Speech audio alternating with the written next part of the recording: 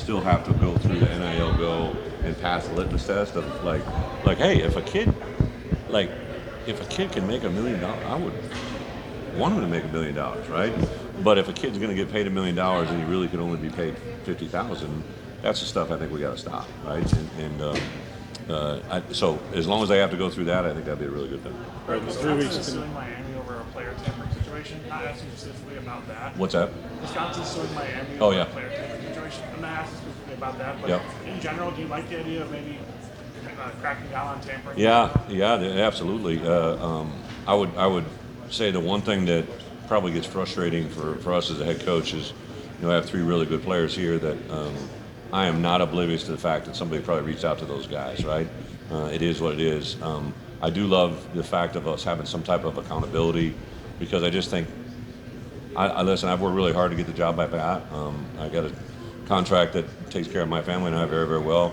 I always tell my coaches, don't put me in a situation that I got to remove you because you're doing something that can remove me, right? And I just don't think everybody operates that way, so that's a little bit of thing. And the other thing that I would say, like, in the NFL, I remember my first year in the league, I had a player that was in free agency, and he called me.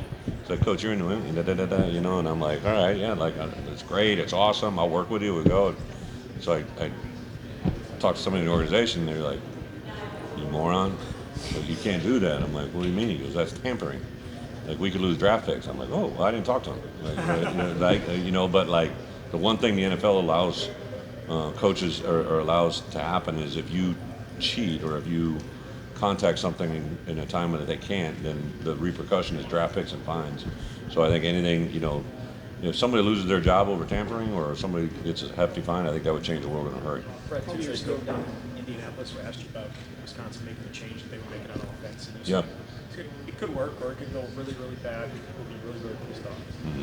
That's the way it went. Why do you think it went that way? No, I don't know enough about what I know what happened, but Luke, I think I first met Luke when he first got done playing, and then Jen and I used to own a place down in West Palm, and he would always be down there during the summer, and I got to know him when he was at Cincinnati. Just have a huge amount of respect for him and who he is and what he is. Obviously, we compete against him this year.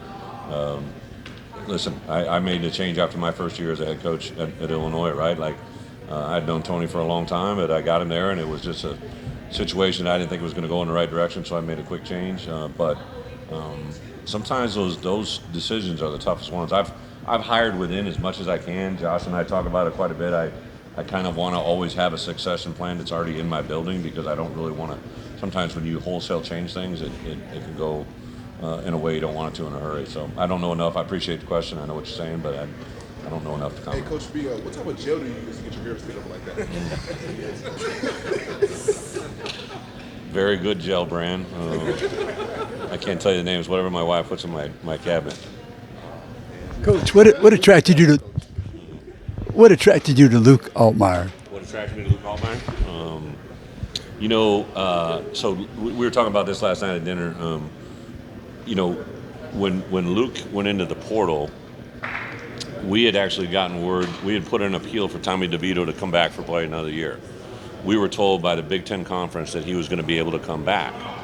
And at that point, everybody told us when the conference says he can come back, the NCAA usually just rubber stamps it.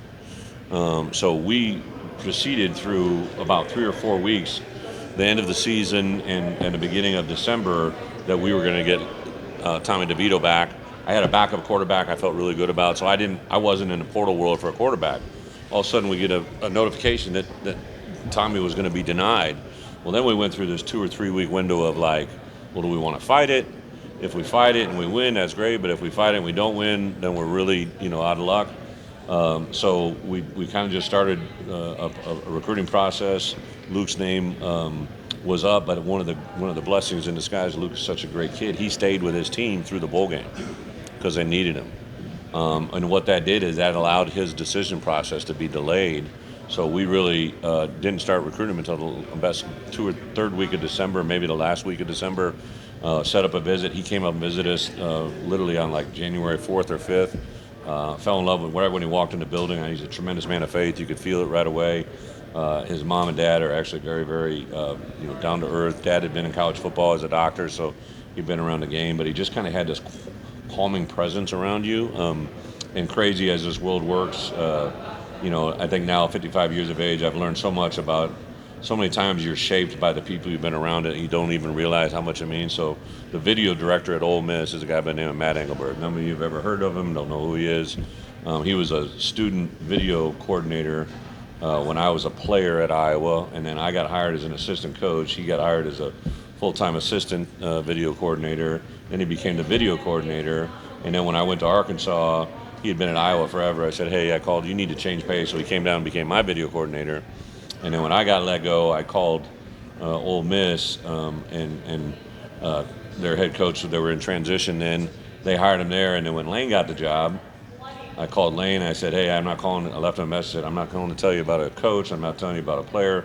You have a video coordinator who, in my opinion, is the best in the business. When he gets there, he'll have you set up right. And so he retained Matt and has kept him the whole time there. So when Luke got in the portal, I didn't call any coach. I didn't call anybody else. I called the video coordinator at the university at Ole Miss.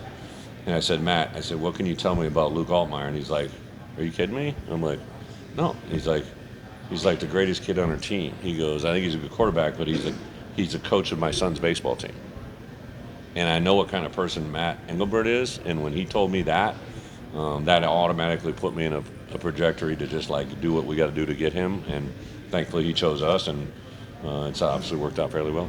Brett, the 3 weeks that the CSC has been around, has any Illinois player lost a deal, been denied a deal? Or Great question. I don't know. I don't think, not that I'm aware of, but we don't have a lot of our stuff was the entry level stuff with EA Sports and stuff like that. We kind of took care of that stuff proactively, but during we're going to be back with our guys this week, and then they go home for a week, and then during fall camp, we're going to really make sure all the things are registered what we need to get done. When you were in the NFL, they went from 16 to 17 regular season games. Yep. They're on their way to 18 over 20 weeks. With all this talk of now it's revenue share combined with how many league games should there be, which helps the selection process and auto bids and all this stuff. Yeah. Do you think college football should expand the regular season to 14 games, and then everybody gets to 9 league games? And maybe The only plays reason each I other would more in the only, non-conference? the only reason I say no is that there's one distinct difference between college and pro football, which is extremely huge, and no one's talking about it. In the NFL, every Wednesday we had Workout Wednesday, so we might be playing. When I was in New England, we might be playing the Jets on Sunday, but on Wednesday we had probably small number 5, maximum number 15 guys that we would come in and work out in case we lost a player that weekend that we could bring in and replace our roster. In college football, my biggest concern I've had a 120-man roster my entire coaching career. We're going to have to drop down to 105 eventually here. When we have players that are lost for the season or they're out for a significant, you can't just go find another player to bring in and replace them, right? They got to come from within your roster. And for that reason, I don't think we can expand the number of games because it would be unhealthy to our players. If there was an adjustment that allowed us to acquire players more during the season, which is absolutely crazy to think about, but we're also paying our guys through PayPal from a conference office, right? So never say no, what can happen. But I just think the pure numbers, 12 regular season games, and now if we expand it to 16 teams, now it's going to bring another game or two for a person's schedule. So the teams that played in the college football playoffs, right, like, one of the things that I was talking to a guy that worked at Penn State, and they were getting ready to host a game at Penn State in the month of December, which had never been done in the history. Think about the history of Penn State football. How awesome is that to play a home game in December at Penn State? If they won that game, they get to go, to the Fiesta Bowl. And if they win that, then they go, to the Orange Bowl, right? And this guy that I was having a conversation with was a GA living in my house when I was a young coach at Iowa, and he's like, we used to sit around and talk and dream about playing in the Fiesta Bowl and the Orange Bowl. He said, we're going to do it in back-to-back weeks. Like, that's crazy to think about, right? Like, so I don't think we can expand much more because it just taxes our players in a way that's not safe for them.